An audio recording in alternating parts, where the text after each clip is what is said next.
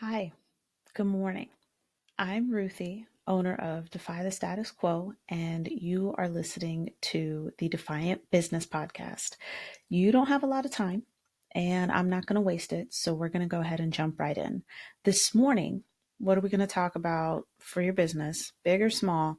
We are going to talk about conscious consumerism. And we're going to talk about some of the numbers behind the trend and why it's relevant to your business, no matter what the size is. That's key right there. The fact that it doesn't matter what size it is, all things being equal, conscious consumerism may be the reason why you're selected, why your product's selected for purchase, or your service, why it would be put under contract or not. So, first number, 70% of Americans believe that companies have an obligation to improve issues that aren't relevant to their business. So, one of the best ways I can probably package this one up is the big concern for the green supply chain. Now, most savvy customers or consumers realize that when companies put effort into making their supply chain green, using renewable energy resources and things like that, in the end, you know, they end up saving money. Now, that's not always the case, but they do. And consumers also recognize that when companies make these sorts of moves, they are catering to their consumer. But the green supply chain is directly related to a company's business. And you know that you can, most of the time you can get, write-offs and things of that nature when you start to go green. So, like I said, most savvy customers are aware of these things, but the green supply chain would be considered an issue that's relevant to your business. So they don't really count that. Um, Additionally, 78% of Americans believe that it's important for companies to stand up for social justice issues. And more, an even more serious number than that is that 90% of Black Americans feel this way. So when you're wondering whether or not you should even take a stance or officially put out any information, when something happens in America, should you say anything? It depends on your customer. If your customer expects you to say something, if this is something your customer or your client wants from you, then the answer is yes. Because not saying something has the opposite effect. So it's not that you have to come out on one side or another for a particular issue. Consumers recognize that the bystander, if you will, right? So typically in a situation you have the protagonist or the victim, and you've got the antagonist or the perpetrator. So you feel, maybe as a business, your best option is to take the third option, which is not to say anything. Customers are lumping you in with the perpetrator.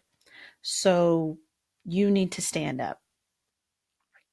65% of Americans will research to check to see if a company authentically supports an issue. So it's not enough to pay lip service anymore. You can't say that you care about something, but then don't back it up in any other way. Perfect example of this is we just had, Pride Day, Pride weekend, it kind of felt like. And a lot of companies on social media changed their logo to, show support. But if you go back through that company's social media, if you go back through, their website content, there's nothing mentioned about them supporting any sort of issue related to the Pride cause. So a customer to whom that cause is very important might consider you changing your logo, adding the filter over it as inauthentic, which would actually turn them off. Um, and this is actually true for 76% of millennials. So when we're talking about millennials, what does that look like? Millennials are anyone aged from 24 to 41 years old. Okay, so Tide Pods, that's not us. The I generation, right? Gen Z, that's ages 18 to 23. So Tide Pods might not have been them either. But those are what I'm talking about right now when I'm talking about conscious consumerism and this sort of movement here, these consumers in these age groups and probably age groups younger than them are conscious of the fact that where they spend their money, may not, as in one person, that may not be a big deal. But as a group, they know that the dollar, money talks. And if they can spend their money with conscious companies, then they feel like they're making an impact. And so your responsibility as a company who wants to succeed and make their customers happy is to make that true. 87% of consumers would support a product or a company because that company supports an issue that they care about.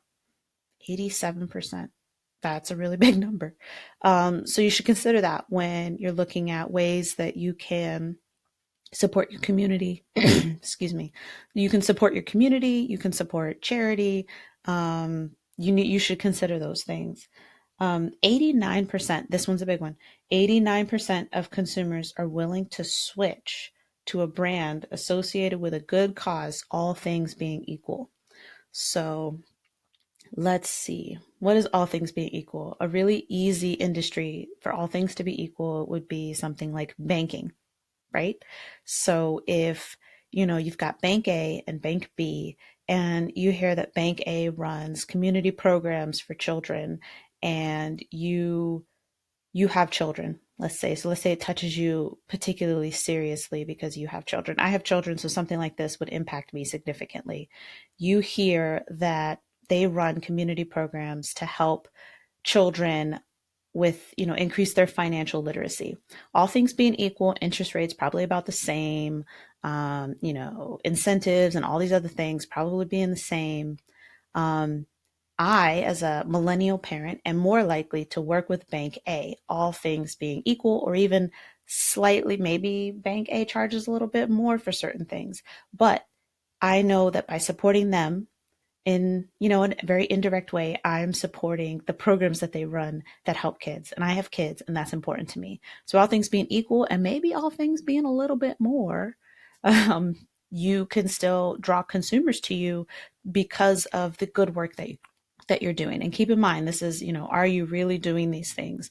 And that's what matters. A more general idea, maybe something, financial literacy in kids is something that anybody can get behind, but so is pets, right? So maybe every first Friday, you and your office, you go to your local SPCA and you go walk the dogs and you pet the cats, and, and you post about it. Why?